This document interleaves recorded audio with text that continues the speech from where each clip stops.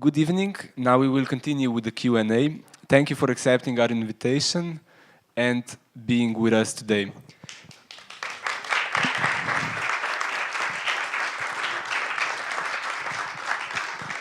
For the beginning, I would like to say that we really enjoyed the film, and I'm sure the audience did too. Yeah, thank you very much. So let's start with the first question. We saw a touching and multi-layered film that deals with several topics. It is a coming-of-age film, love story, a portrait of a village life. Where did the idea for the movie came from? What inspired you? The idea came from basically my own life as I lived in a small village in Iceland, partly, and my sisters and friends and so on. But it's inspired from that. But then the story is a fictional story. Right. So, as you said, you were born in a small village in Iceland? No, I was born in a city, but when I was 6, I moved to a small village. And then I was there, for a couple of years, and then in the summers and that. Yeah. So this is kind of my portrait of that. Okay. Of that town. We would also like to know where the movie was shot and if the location has any special meaning to you. It's shot in Borgarfjörður Eystri. It's in the east side of Iceland, and now it has a special meaning for me. But before, no. I didn't even know about this town. But I found it. They had no hotel in that town for so many years, so no one had shot there. Films because they couldn't take so many people into the town at the same time. But then they just built a hotel, and so we were the first one to come with a crew because it's a very, very beautiful place. Yeah. So I'm sure that there will be more films there from now on. Which part was the most difficult to film? We know that chronological filming is easier for actors, but for the crew, unchronological filming is usually simpler. Which one did you choose? Chronologically or? Unchronological.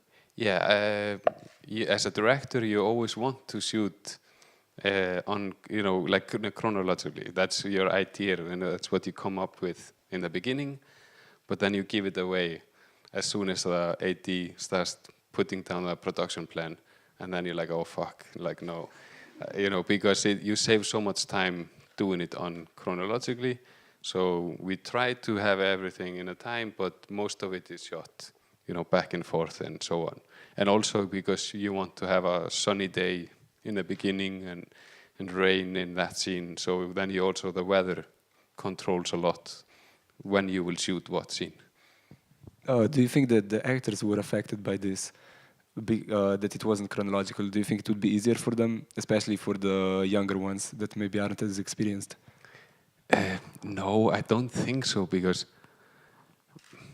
some in the beginning they came prepared every day, and they knew what we were going to shoot. But then slowly they they kept it they just stopped thinking about it and just came to the set and okay, what scene are we shooting now? But maybe I just don't have experience with it. I've always shot unchronologically. But I was wondering, do we need to translate? Oh, no. Okay, great. Okay.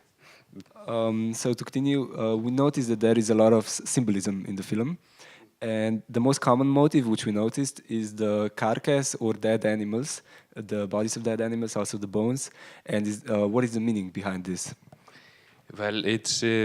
when I moved to the small town when I was 6, it was something that kind of shocked me and surprised me how, the relationship with animals the kid had, and they would really respect kind of farm animals and the birds that they would hunt, but all animals that they wouldn't eat would be considered like vouchers. And some kids would do whatever they wanted to them. So that was kind of like a shock, like the ugly fish. That's a fish you don't eat, so, some kids would just smash it and put it under a car and make it, yeah. And that kind of stuck with me as a kid to see that, and then I thought it was a nice connection with the death in the film, you know, and also just this, that in a small town, then death is something that's close to you because you're so related to with animals. And so death is just a part of life. In that, you know, in a city, it becomes more abstract. Okay. There is a belief that Iceland is more tolerant than some other countries in Europe. Do you agree with this statement? Is homophobia a serious problem in Iceland? No, I think Iceland is very tolerant. I think, like when I was growing up, it was a very homophobic country, and then you know, you would be openly homophobic, and the worst thing for a teenager would to be gay. That was like the absolute worst thing. So I think for my generation, we are still affected by that we were growing up in that surrounding. But for the generation that's coming up now, like teenagers now, I think that it's much more open. But it also varies, of course, from, you know, what kind of social background they're coming from, where they're growing up, and, you know, what kind of friends they have. Is there some difference between countryside and city? There's a difference between towns, because some towns are quite open and get a lot of tourism through them, and then some towns are more isolated. And yeah, so it's not like the film is happening around 2000 for me, and that's kind of, it's inspired from that period. So it's not a statement to what's going on in Iceland.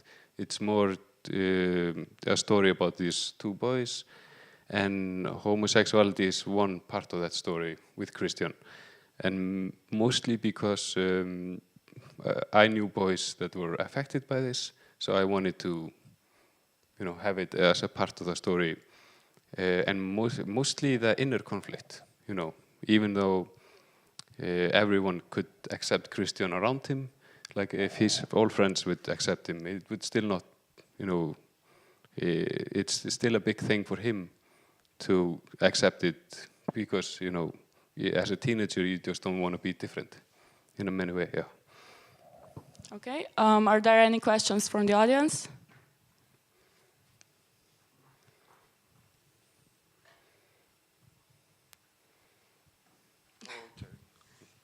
Hi, I congratulate really because of your really nice movie. I really enjoy it. Yeah, thank you. I didn't understand why. I mean, it's part of a story. This mother didn't touch at all this fish was caught by the son for 2 days, and after that we just forgot it. This first, I didn't understand it. I'm sure there is some philosophy behind, but I would like to know what is it. And secondly, you had so many close-up shots, which is, you know, and mostly when you have so many close-up shots, the audience will get a little bit tired, but it was great. But you had also some aim behind that. You had so many close-up shots in this movie. I mean, so many in the 190 minutes movie. Thank you. All right. For the first question about the fish, I think because I just like the fact that Thor would come home with a lot of fish, and his mother wouldn't cook it, and his sister could tease him about it. You know, it's just like it shows that the mother isn't fully there, and and just kind of the weak masculinity figure that Thor is in his home. You know, something like that. I'm not fully. I didn't think too much about why. I just always liked it.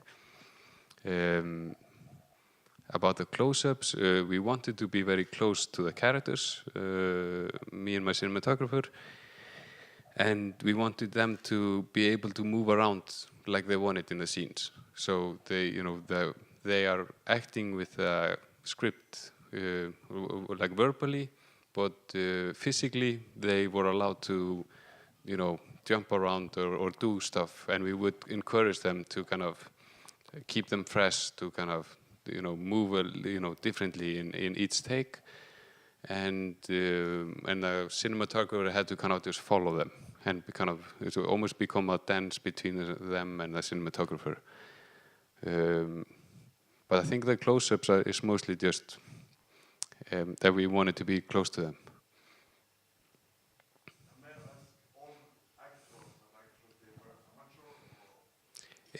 All the kids were amateurs. Yeah. Thank you. Thank you very much. And I also have a question about the cast. The elder people from the movie, were they from the town as well, from this small town where you filmed, or were they professional actors? The older are all professional actors. Yeah. And did you film it in a part of a town that was that you built by yourself, that was built for the set, or did you just empty the town when you filmed in the locations? No, we do it to. I think you can almost see the whole town in the film, yeah. But we just used the town as we could, and then we changed. You know, we built. We didn't build. We decorated most of the sets. Yeah. So all the sets are decorated in some, like the interior are decorated. Yeah. Okay. So for the last part of the film, the scene with the fish, it stands out from the other shots. Is it connected with Christian's recovery, or is there more to it, or is it something else? It's connected to Christian's recovery. You know, kind of giving hope, showing that Christian will be all right. Yeah, that was for me. You know, and yeah, I'm not sure why it was. I mean, it's a symbolism. Yeah, I liked it. It gave me that feeling. But what I also liked from that, me personally, because in the beginning the boys kill the bull rod, right, when they catch it, but this kid, he throws it away. So I thought it was like a hope for the next generation that they will accept these different people. So that's a nice, yeah. I didn't think about a little kid like that, but that's very good. Yeah. Are there any more questions from the audience?